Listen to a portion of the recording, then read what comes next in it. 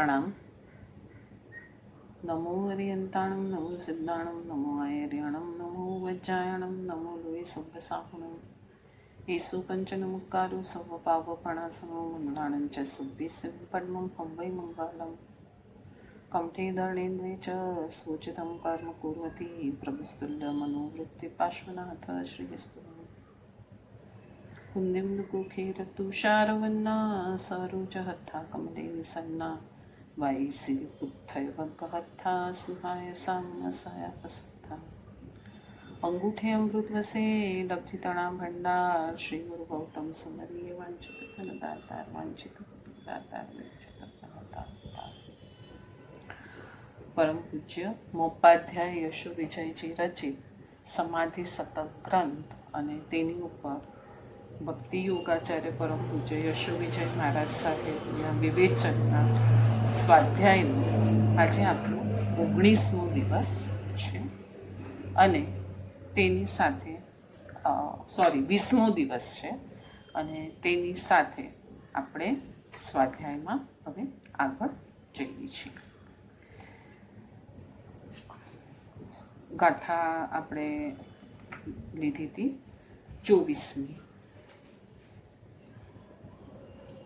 24મી ગાથાને લઈએ છીએ. આપણે આગળ જઈએ છીએ. 24મી ગાથા. જગ જાણે ઉન્મત્ત ઓ જાણે જગ અંધ, જ્ઞાની કુ જગ में રહ્યો यूं नहीं कोई संबंध. જગતને જ્ઞાની પુરુષ પાગલ લાગે છે અને જ્ઞાનીને જગત દ્રષ્ટિહીન લાગે છે, કેમ કે એની પાસે કોઈ જગતને જોવાનું એંગલ નથી. આ રીતે જ્ઞાનીનો આ જગત સાથે કોઈ સંબંધ નથી. એટલે બંને સાઈડથી કોઈ સંબંધ નથી, કેમ કે જગતને જ્ઞાની પુરુષ પાગલ લાગે છે, ગાંડો લાગે છે, અને જ્ઞાનીને જગત દ્રષ્ટિહીન લાગે છે. એટલે બંનેનો કોઈ સાથે કોઈ વ્યવહાર નથી.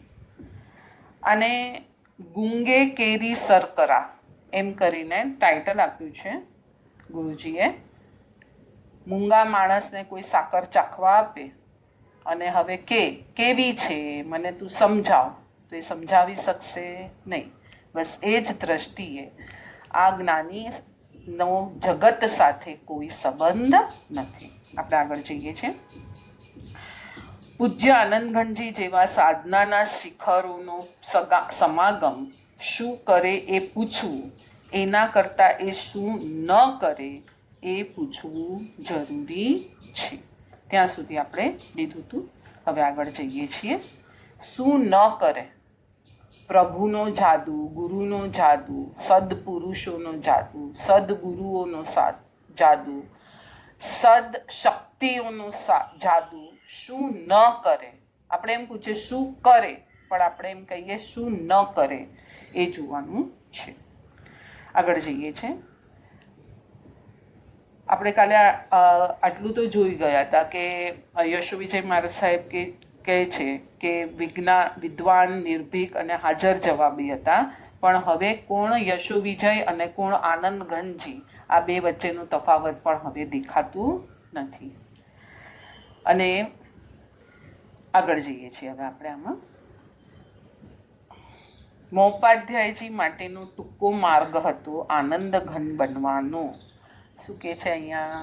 મોપાધ્યાયજી તો આનંદ ઘન પેલા ચિત્રને ઘસીને સામેની દિવાલને એટલી ઉજળી કરી નાખી કે આખું ચિત્ર ત્યાં રિફ્લેક્ટ થઈ ગયું. તો ચિત્રકારને કોઈ મહેનત કરવી પડી નહીં.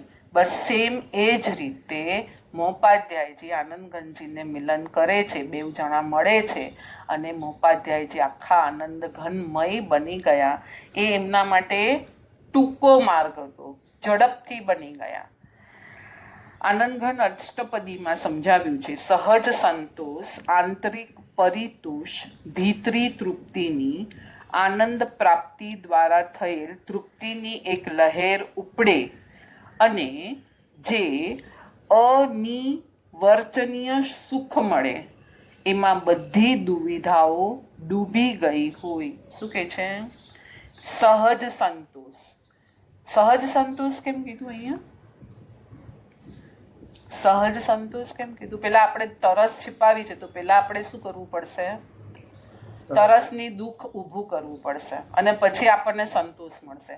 અને એ સંતોષ બી કેટલા મિનિટ રહેશે, કેટલા કલાક રહેશે? પાછો 4 કલાક પછી તરસનું દુઃખ ઉત્પન્ન કરવું પડશે, અને પછી એને छिपाવવી પડશે. એટલે દુઃખ સુખ એ પરંપરા ચાલતી જ રહેશે. તો અહીંયા આવી કોઈ પરંપરા નથી, સહજ સંતોષ જેવું માણવા માંડે છે.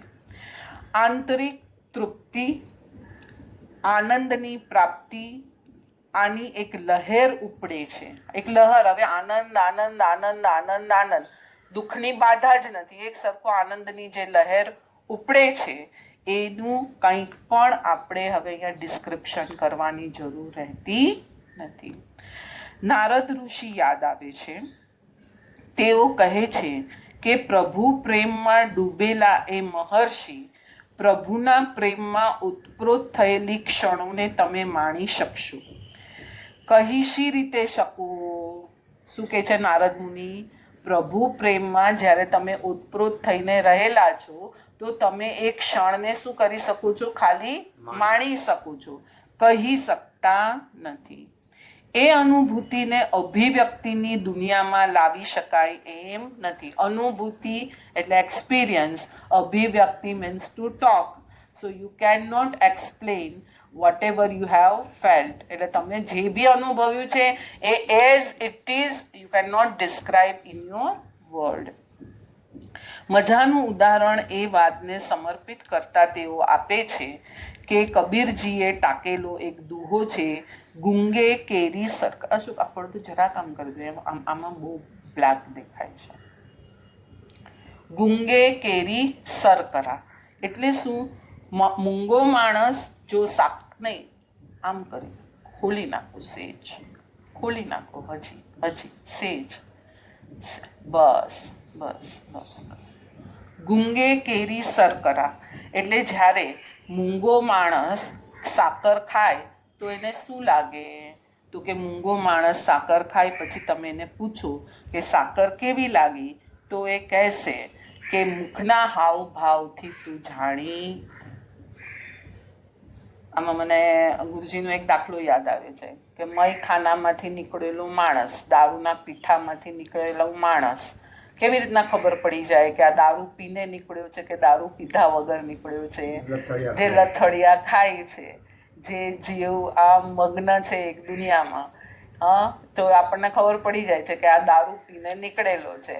અને જે આમ સીધો ચાલે છે, બરાબર એલર્ટ છે અને સરખો ચાલી રહ્યો છે, તો કે દારૂ પીધા વગર નીકળ્યો છે, એ આપણને ખબર પડી જાય છે. બસ, તો એ જ વસ્તુ અહીંયા કીધી છે કે એ જે પ્રભુ ભક્તિમાં ઓતપ્રોત થઈ ગયો છે, એ બોલ કરશે નહીં, એના મુખના હાવભાવથી જ તમે જાણી જશો કે ખરેખરી એને અભિવ્યક્તિ થઈ છે કે નહીં. એને બોલવું પડશે નહીં, એને બોલવાની ઈચ્છા પણ નહીં થાય, કેમ કે જે માણ્યું છે એ તો શબ્દમાં એ વર્ણન પણ કરી શકવાનું નથી. ફક્ત તમારે એના મુખના હાવભાવથી જાણવાનું છે. આગળ જઈએ છીએ. આ જ હાલત પ્રભુ પ્રેમને અનુભવેલ ભક્તની છે. શબ્દથી વર્ણન કરી શકાય નહીં. શબ્દને પેલે પારનો આનંદ કેવો હોવો જોઈએ? શબ્દથી વર્ણવી ન શકાય એવો આનંદ પ્રભુ ભક્તિમાં જ્યારે જીવો પ્રાપ્ત કરે છે, ત્યારે એ લોકો સાચા રસ્તા પર આગળ જઈ રહ્યા છે, એ પાક્કું થાય છે. શાંતિનાથ ભગવાનના સ્તવનમાં મોપાધ્યાય યશોવિજયજીએ જ કડી લખી છે. બિસર ગઈ દુવિધા તન મનકી અચિરા સુત ગુણગાન મેં. મજાનું પ્રશ્ન અહીં થઈ રહે કે મનની દ્વિધાઓનો અંત તો આવે ભક્તિથી, ભક્તિ દ્વારા ઉપજેલ આનંદથી, પણ તનની દ્વિધાઓનો અંત શી રીતે આવે? અહીંયા ગાથામાં શું લીધું છે? બિસર ગઈ દુવિધા તન મનકી. મનની તો મારી દ્વિધાનો આનંદ જે છે એટલો બધો વધી ગયો છે કે મન હવે મારું સંકલ્પ વિકલ્પ કરવામાં જતું નથી, પણ તનની તો દુવિધા હજી ઊભી છે ને મને. કે ક્યાંક ક્યાંક સ્ખલના આવશે ને, તો હવે એનો જવાબ આપે છે કે તનની દુવિધાઓનું મટી જવું. આપણે એને કહેશું કે સાધકના ચહેરા પર ઉભરી આવેલી પ્રભુ માર્ગ પર ચાલવાની નિશ્ચયાત્મકતા, સાધના માર્ગ પર ચાલવાનો અપ્રતિમ ઉત્સાહ, મનનું સમર્પણ અને તનનો થનગનાટ થઈ જાય છે. એટલે કે હવે મન પણ એ રસ્તે ચાલવા માંડ્યું અને તન પણ એ રસ્તે ચાલવા માંડ્યું. મન દ્વિધાઓથી શાંત થઈ ગયું, તો એનો આખો ભાવ ચહેરા પર ઉભરાઈ આવ્યો છે અને તનમાં એક પ્રકારનું થનગનાટ પ્રગટ થયું છે, જે પણ એને આ રસ્તા પર લઈ જાય છે. મનનું સમર્પણ અને તનનું થનગનાટ. ઉત્તરાધન સૂત્રમાં આ વાતને ભાવ રુજુતા, કાય રુજુતા જેવા મજાના શબ્દોથી વર્ણવાય છે.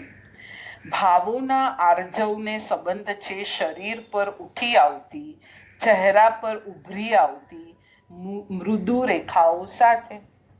આપણે કોઈના મોઢા પરથી જ ઓળખી જઈએ છીએ કે નથી ઓળખી જઈ શકતા? હા, ભલે બહારથી ગમે તેટલું મીઠું બોલશે, પણ અંદર જો કપટ હશે તો આપણે ખબર પડી જાય છે કે સ્વાર્થથી બોલે છે. કોઈ સાચા હૃદયથી જ્યારે બોલે છે પણ એને બોલતા નથી આવડતું, શબ્દનું વર્ણન નથી એની પાસે, પણ એ સાચા હૃદયથી એક શબ્દ બી બોલે છે તો આપણને એની મુખરેખા પરથી ખબર પડી જાય છે કે નથી પડી જતી. બસ એ જ વાત કરે છે કે ભાવમાં જ્યારે રુજુતા પ્રગટ થાય છે ત્યારે શરીર ઉપર, કાયા ઉપર ઓટોમેટિક રુજુતા આવી જાય છે. એટલે જ સામે ઉભેલ વ્યક્તિને રુજુતાનો પડઘો છે તેનું શરીર અજાણપણે પણ પાડતું હોય છે અને મર્મી સાધકો તે રુજુતાને વાંચી લે છે. આ દુવિધાઓનું મટી જવું, ભીતરી જ્યોતિનું પ્રગટી જવું અને આનંદ ઘનનું મળી જવું. તો તમે પણ આનંદ ઘન જ છો ને? હવે આપણને અહીંયા ક્વેશ્ચન કરે છે કે તમે આટલા દિવસથી વાંચન કર્યું, સ્વાધ્યાય કર્યો, અંદરનું સમજાવ્યું, બહારનું શું છે સમજાવ્યું, અંદર શું છે, તો હવે તમે પણ ભીતરી જ્યોતિનું કંઈક પ્રકટીકરણ કર્યું કે નહીં? અને આનંદ ઘન તમને મળ્યા કે નહીં? યશુ વિજય મહારાજ સાહેબને તો આનંદ ઘન મળી ગયા, તમને પણ કંઈક અંદરનું તમારું સ્પંદન ચાલુ થયું કે નહીં? એ તરફ દ્રષ્ટિ કરાવે છે. તમારી એ આનંદ ઘનતાનું પ્રકટીકરણ હાથ વેદમાં જ છે. ક્યાં ચડીને જવાનું છે? ડુંગર ચડીને? હા, બેઠા બેઠા હાથ વેદમાં જ છે. આ પૃષ્ઠભૂ પર કડીઓ ખોલી છે. બહાર જ જેની દ્રષ્ટિ સ્થિર છે એવા વ્યક્તિત્વને જ્ઞાની પુરુષ કેવા લાગે? ઉન્મત્ત જેવા. કારણ કે જ્ઞાની પુરુષને જેના દ્વારા જોઈ શકાય એ દ્રષ્ટિ એની પાસે નથી. એટલે બહાર જ જેને જોવાની આદત પડી ગઈ છે એને જ્ઞાની પુરુષ કેવા લાગશે? ઉન્મત્ત એટલે ગાંડા જેવા. ઉન્મત્ત થયેલો હાથી એટલે ગાંડો હાથી. અને કેમ કે એની પાસે દ્રષ્ટિ તો હોવી જોઈએ ને જ્ઞાનીને જોવાની. અને ભીતરમાં ડૂબેલ એ જ્ઞાની પુરુષ નથી એને પોતાના વસ્ત્રનું ભાન. પોતે, જો કે અહીંયા બ્રેકેટમાં લખે છે કે પોતાના શબ્દ અહીં ખટકે એવો છે. વસ્ત્ર બી એના નથી તો એણે માની જ લીધેલું છે ને, પણ આપણે હવે વ્યવહારની ભાષામાં સમજાવવા માટે તો એમ કહેવું પડશે ને પોતાના વસ્ત્ર છે. એવા શિખર પુરુષ માટે પોતાનું તો ફક્ત શું હોય? એક જ આત્માના ગુણ જ હોય. વસ્ત્ર બસ્ત્ર કાંઈ એનું હોય નહીં. એ સિવાયનું બધું એણે પરાયાના ખાતામાં રાખેલું છે. એની પાસે ફક્ત પોતાનું એક આત્મભાવ છે, એના સિવાયનું જે પણ બધું છે એણે પરાયા ખાતામાં રાખેલું છે. ન દેહનું ભાન, ન બહારની દુનિયાના શિષ્ટાચારોનો એને ખ્યાલ છે.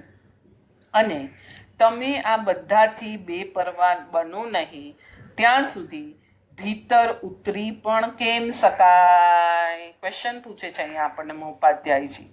અને ગુરુજી અહીંયા જે સ્વાધ્યાય લખ્યું છે અહીંયા વિવેચન, એમાં આપણને ક્વેશ્ચન પૂછી રહ્યા છે કે તારે હાથ વેત જ તારી અંદરની દુનિયા દૂર છે, તો તારામાં આ ખીલ્યું છે, પ્રગટ્યું છે, નહીતર એ પ્રગટાવવાનું તું પ્રયત્ન કર.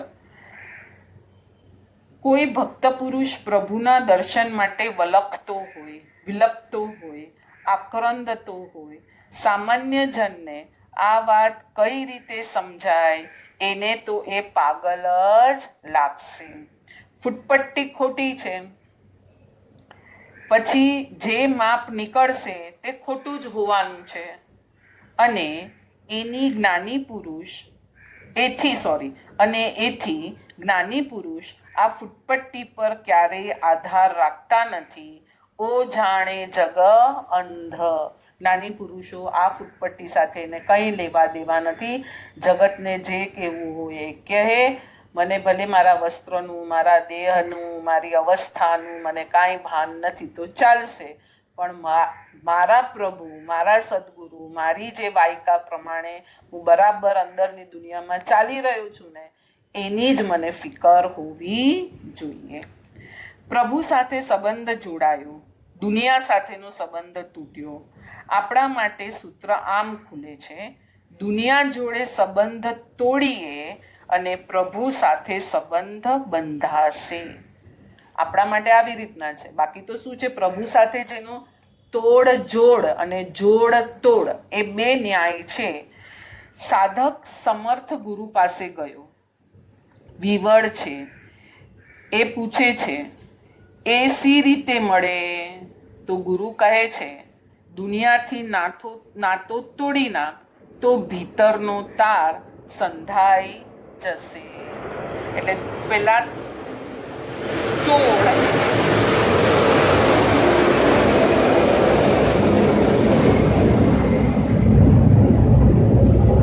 દુનિયાથી નાતો તોડ તો ભીતર જોડાશે.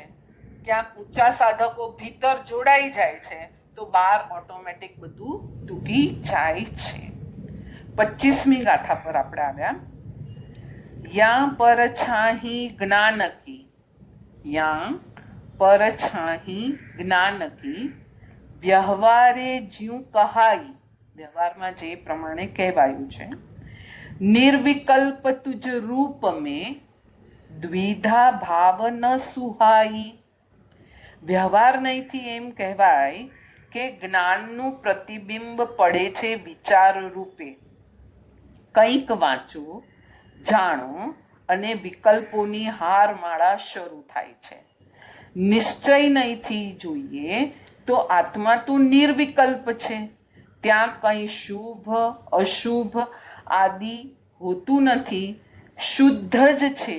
એ જ અદ્વૈત રૂપ, એટલે જ્યાં કંઈ બે વસ્તુ છે નહીં એ પ્રમાણે જ વિલસે છે, એ પ્રમાણે જ રહે છે.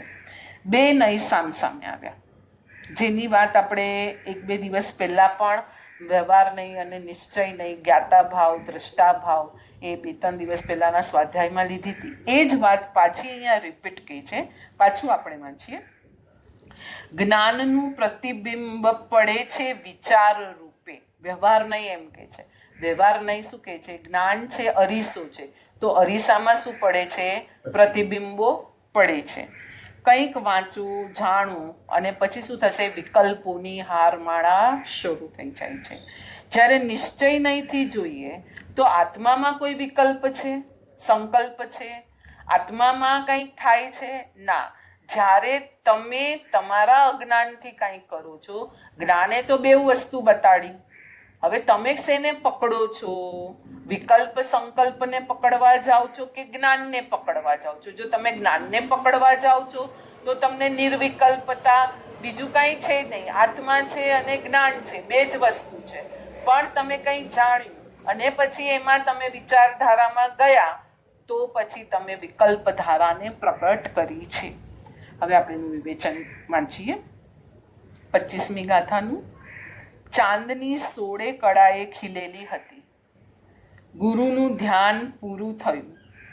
ચંદ્રના કિરણો બારી દ્વારા ખંડમાં રેલાઈ રહ્યા હતા. ચંદ્રને તેમણે જોયો. નિર્મળ આત્મ સ્વરૂપ ચંદ્ર લાગ્યો. એકદમ નિર્મળ, જરાય કંઈ છે જ નહીં, વાદળ નથી, ડાઘ નથી, પૂરી ચાંદની 16 કળાએ ખીલેલી છે.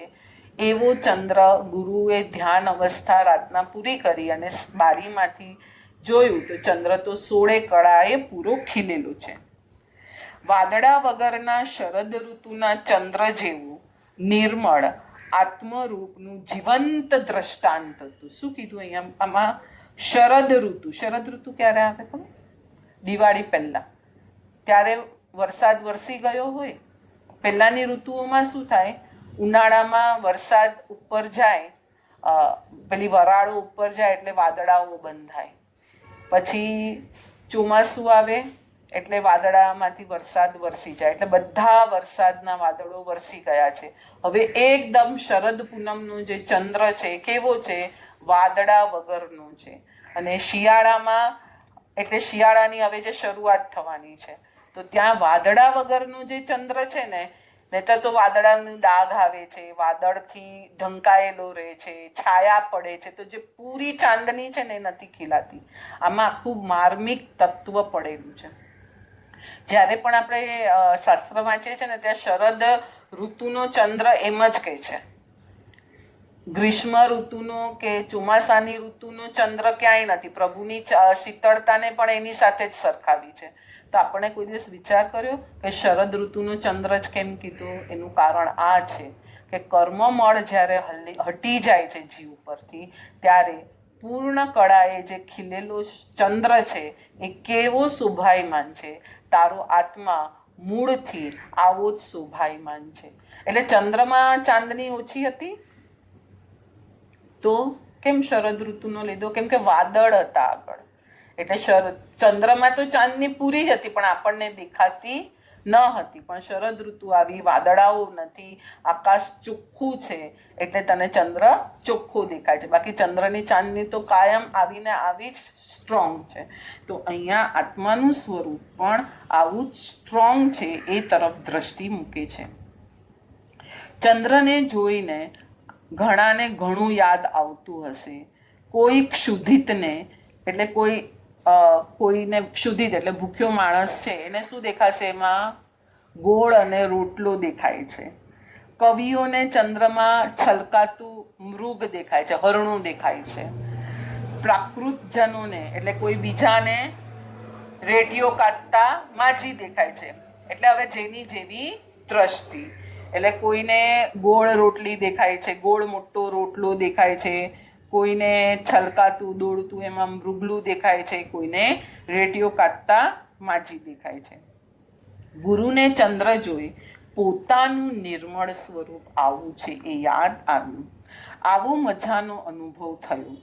કેમ કે ધ્યાન કરીને ઊભા થયા હતા ને, નિર્વિકલ્પ હતા, પોતાની અંદર કોઈ સ્ખલના ચાલતી ન હતી. ગુરુને થયું કે શિષ્યને પણ હું આ અનુભવનો ભાગીદાર બનાવું. ગુરુ એકલ પેટા તો ન જ હોય. બહુ સરસ. ગુરુને જે અનુભવ થાય, જે માલ ગુરુ પાસે હોય એ ગુરુ બધાને આપે, એ સાચા ગુરુ. વહેંચે, પ્રસાદ વહેંચવું. અન્ય ધર્મોમાં શું હોય છે? પ્રસાદ વેચવું. એટલે જે પ્રભુના ચરણે ધરાયું છે એ બધાને વાટવાનું છે. ગુરુએ શિષ્યને જગાડ્યો. પોતાની આંગળી ચંદ્ર તરફ ચીંધી.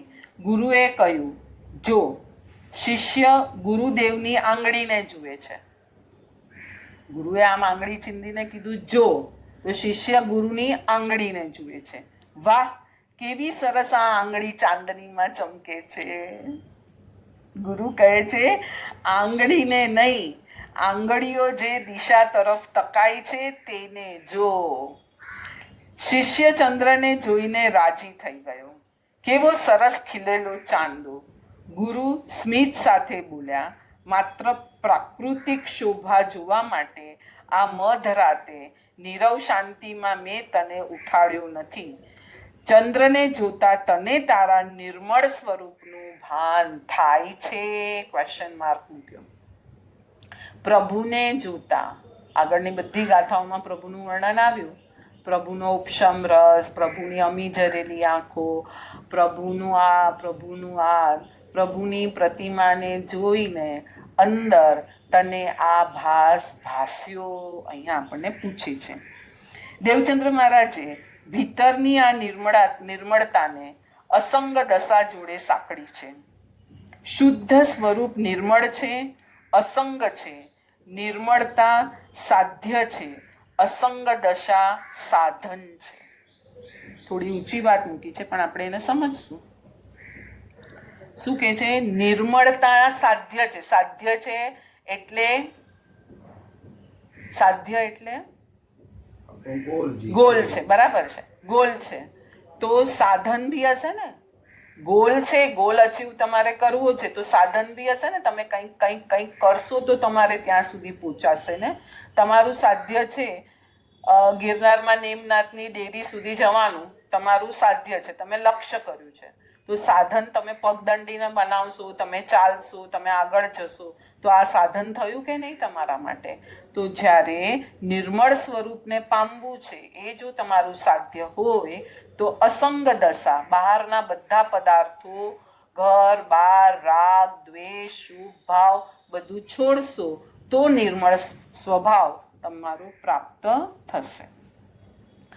પરનો સંગ, વિચારોનો કે વ્યક્તિઓનો સાધકને રાગ દ્વેષની ધારામાં લાવી શકે છે અને પરિણામે કર્મનો મેલ ચોટ્યા કરે છે. અહીંયા આપણને સિમ્પલ આખું સમજાવી દીધું.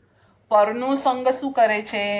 વિચારો લાવશે અને વિચારોથી શું થશે? વિકલ્પની હારમાળા શરૂ થશે અને જ્યારે વિકલ્પની હારમાળા શરૂ થશે ત્યારે શું થશે? અંદર આપણે કર્મનું મેલ ચોટવાનું શરૂ થઈ જશે.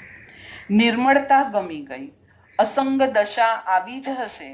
વળી બીજી વાત એ છે કે પરનો સંગ કરવાનું મન કેમ થાય? આગળ જોયું ને, પેલા તોડી નાખ પછી જોડ. હવે જે જોડાઈ ગયો છે તો એનું અહીંયા ઓટોમેટિક તૂટવાનું ચાલુ થઈ જાય છે. તમે તમારી જાતને અધૂરી માનો છો અને બીજાના સંગ દ્વારા તેને પરિપૂર્ણ કરવાના જાવા નાખો છો. કેટલું ફાઇન એંગલ બતાવ્યો છે. તમે તમારી જાતને અધૂરી માનો છો, પાપી માનો છો, દુઃખી માનો છો, મિથ્યાત્વી માનો છો. આવી છે તમારી જાત? ના, અંદર કેવળ જ્ઞાન તો પડેલું જ છે. તમે તમારી જાતને જો પૂર્ણ માનશો તો તમે એ તરફ યાત્રા શરૂ કરશો. તમે તમારી જાતને આવું, અરે હું તો આવું દુઃખી ને હું તો આવું નબળું ને મારે તો આમ ને મને તો આમ, તો કોઈ દિવસ પૂર્ણતા તરફ દ્રષ્ટિ જશે નહીં ને પૂર્ણતા પમાશે નહીં. જાણે કે 5-10 જણા કહે છે કે તમે તો બહુ પ્રબુદ્ધ છો અને તમને કંઈક સારું લાગે છે, પણ મિત્ર મારા, આ તો અહંકારની આવેલી ભરતી છે. જ્ઞાનસારમાં આવે છે ને, દરિયો પોતાને પૂર્ણ માને છે. ક્યારે માને છે? જ્યારે ભરતી આવે છે તો કે ઓ મોજાથી મારી સુંદરતા છે. તારી મોજાથી સુંદરતા છે? ના, ઓટ આવશે તો હમણાં મોજા તો જતા રહેશે. તો તારી સુંદરતા કે ભરતી ઓટથી નથી, એની અંદર પડેલા રત્નથી તારી સુંદરતા છે. આ તો અહંકારની આવેલી ભરતી છે. તારું સ્વરૂપ તો નિશ્ચલ સમુદ્ર જેવું છે. એકદમ સ્થિર સમુદ્ર હશે તો અંદર રત્ન ને બધું દેખાશે. રતિભાવની ભરતી કે અરતિભાવની ઓટ એ તમારા આત્મદ્રવ્યનું સ્વરૂપ નથી. એટલે રતિ આવવી કે ઓટ આવવી એ કાંઈ તમારા આત્મદ્રવ્યનું શું છે? એનાથી તમારું આત્મદ્રવ્ય મપાય છે? ના. એટલે બહુ સરસ કીધું કે અહંકારની ભરતી છે અને અરતિભાવ આવે છે, એ ઓટ છે, એ કાંઈ તારું સ્વરૂપ નથી. તારું સ્વરૂપ તો અંદર નિર્મળ સ્વરૂપ છે. રાબિયાને ત્યાં સાધક આવ્યો. સવારના પહોરમાં પક્ષીઓના ચહચહાટના પૃષ્ઠગાન વચ્ચે જ્યારે પૂરા જંગલે સૂર્યોદયને વધાવ્યો, કુકડાએ છડી પોકારી, ત્યારે શહેરમાં રહેલ સાધક, જે સાધક શહેરમાં રહેતો હતો, એ અવાક બની ગયો. તેણે કહ્યું, રાબિયા, જુઓ તો કેટલું સરસ આ દ્રશ્ય છે. રાબિયાને એણે શું કીધું? કેટલું સુંદર દ્રશ્ય છે. ત્યારે રાબિયાએ કહ્યું, આપણી ભીતર તો આનાથી પણ સુંદર સૂર્યનો ઉદય થઈ ગયો છે નહીં? એણે ક્વેશ્ચન પૂછ્યું. બહારનું જો તમને દ્રશ્ય જોતા તમારા ચર્મચક્ષુથી આવડે છે તો અંદર પણ તમારી અંદર આવો સૂરજ ઉગ્યો છે. એ છે જ્ઞાન સૂર્યનો ઉદય. જ્ઞાન સૂર્યનો ઉદય શું કરે? તો 10 વૈકાલિક સૂત્રમાં કહ્યું છે, જ્ઞાન એકાગ્રતામાં પલટાય. એક જ્ઞાનનો સૂરજ તમારી અંદર ઉગી રહ્યો છે કે નહીં એ તમારે ચેક કરવું હોય તો બીજા કોઈ પાસે તમારે ચેક નથી કરવાનું. તમારી એકાગ્રતા વધી રહી છે કે નહીં, તમને એક ક્રિયામાં ચિત્ત ઠરાઈને રહ્યું છે કે નહીં, એક ક્રિયામાં ચિત્ત રહ્યું તો તમે એના તત્વને જાણી શકશો, એના ઊંડાણને. આપણે આગળ સ્વાધ્યાયમાં કર્યું ને કે લંબાઈ અને પહોળાઈ ઘણી કરી, ઊંડાઈ કરી કે નહીં. હવે જો તમે એક જ ક્રિયામાં એકાગ્ર રહેશો તો તમે ઊંડાઈ સુધી જશો, પણ આપણે તો બધી જગાએ પહોંચી વળવું હોય એટલે ઊંડાઈ ખબર જ નથી. એકાગ્રતા જેમ જેમ પરિણમે છે એમ એમ સ્વરૂપ સ્થિતિમાં પરિણમશે, એટલે કે સ્વરૂપ સ્થિતિ આપણને પ્રાપ્ત થાય છે. સામાન્ય જાણકારી કરતા જ્ઞાન જુદું પડે છે. હવે અહીંયા બહુ સરસ એક એંગલ પાછું આપે છે કે સામાન્ય જાણકારી કરતા જ્ઞાન જુદું પડે છે.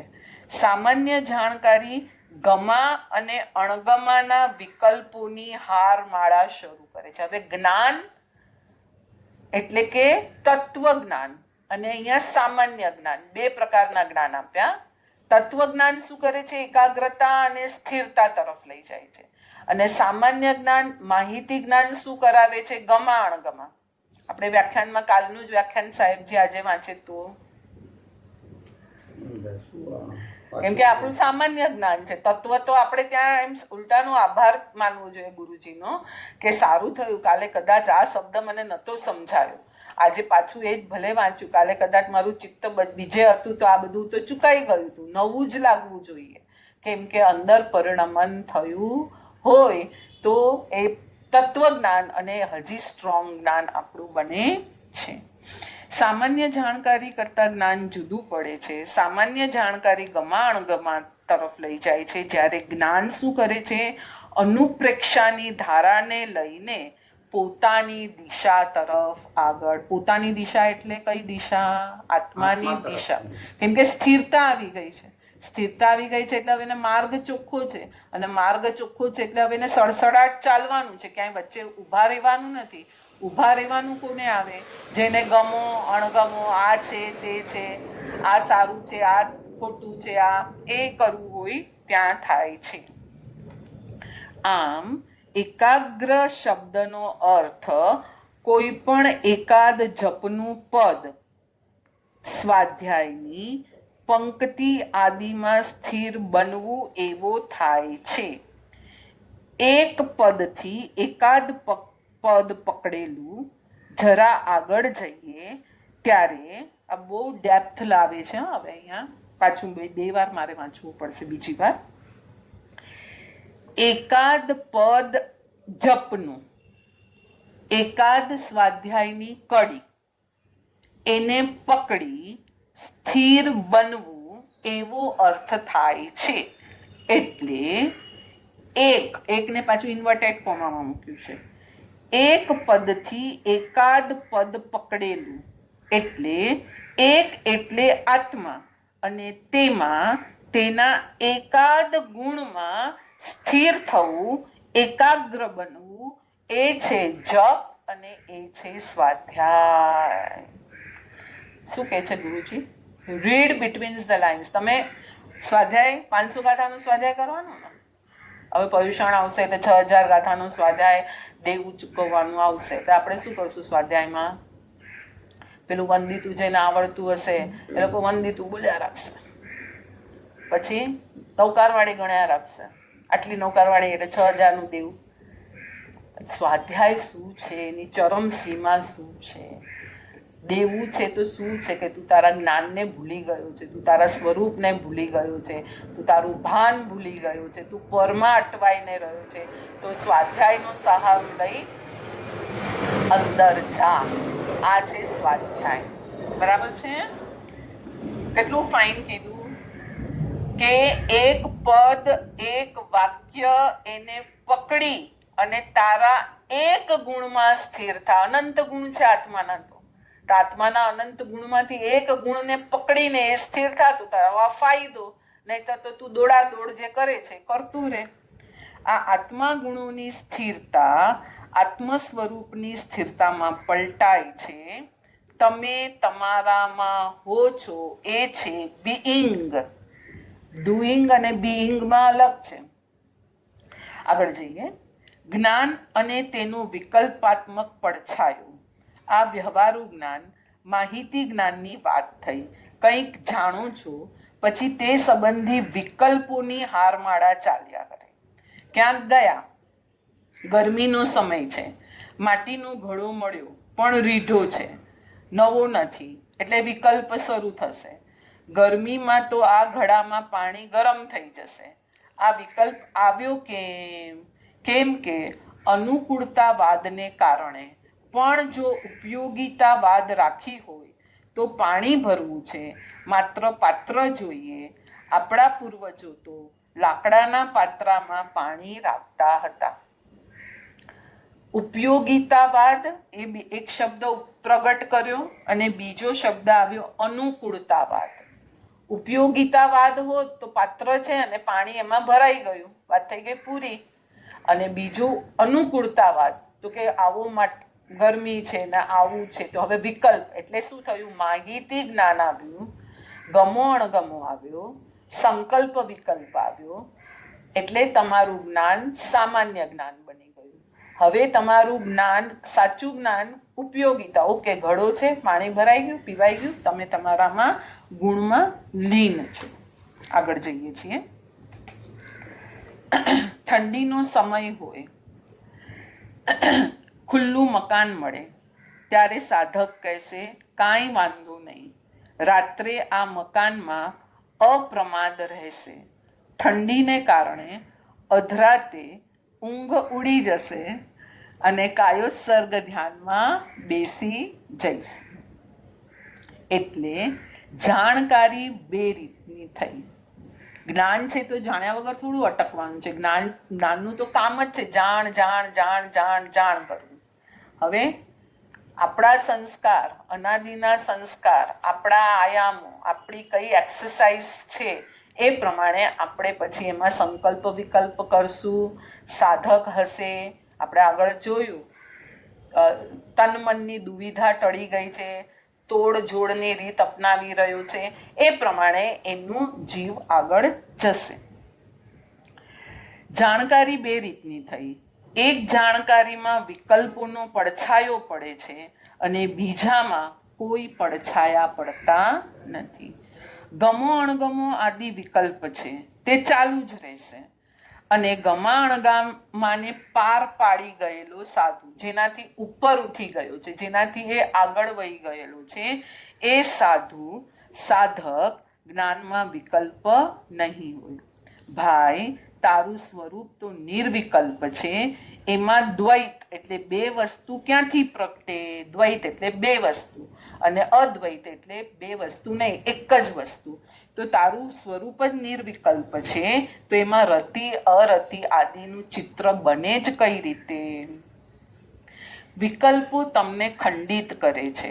ગમાનો ભાવ છલકાયો ભીતર, રતિ ભાવ ઉભરાયો કે અરતિ ભાવ આવ્યો. આપણને એમ થાય રતિ ભાવ બી આપણને ખંડિત કર્યા, ગુણ તરફ જવા ન દીધા, અને અરતિ ભાવે પણ આપણને ખંડિત કર્યા, ગુણ તરફ જવા દેતા નહીં.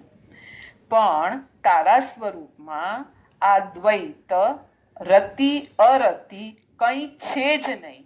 તું તો આ બધાને પેલે પાર ફક્ત દ્વંદ અને વિકલ્પથી રહિત નિર્વિકલ્પ અવસ્થા, એ તારું આત્મ સ્વરૂપ છે. એટલે આ રીતે આપણે 25મું સૂત્ર જે છે કે પડછાઈ જે જ્ઞાનમાં પડે છે અને એમાં એ ભળ્યા રાખે છે સાધક, એ व्यवहार છે. व्यवहार ज्ञान किसको कहते हैं? जिसमें विकल्प और संकल्प आता ही रहता है, जिसकी आदत वही है कि कुछ दिखाया सामने तो वो अच्छा है, बुरा है, उपयोगी है, दुरुपयोगी है, वही विकल्प की घटमाल जिसकी चालू है, वो सामान्य ज्ञान है. सामान्य ज्ञान साधक को नहीं होता. या तो हम ऐसा कह सकते हैं कि सामान्य ज्ञान से आत्मा का अनुभव नहीं होता. जब विकल्प रहित जो चीज़ आई है वो कैसे उपयोगी है, बस उसमें उसको खाली जानना, जानकर उसका जो उपयोग है वो कर लेना और खुद के गुण के तरफ स्टेप बाय स्टेप जाना, उसे कहते हैं निश्चय नहीं, और उसे कहते हैं निर्विकल्प आत्मा का अनुभव। तो बहुत सुंदर महोपाध्याय यशु विजय महाराज साहब ने हमें स्टेप बाय स्टेप हमें उनकी साथ आनंद घन होने की तरफ ले जा रहे हैं। सब साधकों की साधना, बधानी साधना सारी चालती हશે, બધા જીવો સાતામાં હશો। આ ક્લિપ અમે બધાને ગ્રુપ પર બી મોકલીએ છીએ અને ઘણાને બીજા પોતાના ફ્રેન્ડ્સને બી એડ કરે છે। તો જે ગ્રુપ પર મોકલીએ છીએ અમે, તો ત્યાં મારા નંબર પર તમે એને બીજા કોઈને જોઈતી હોય તો એડ કરાવજો।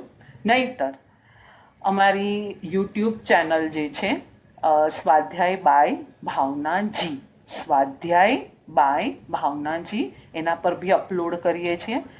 તો બધાને નમ્ર વિનંતી છે કે તમે એ ચેનલને પણ સબસ્ક્રાઈબ કરી શકો છો। જીનાના વિરુદ્ધ કાંઈ પણ બોલાયું હોય મિચ્છામી।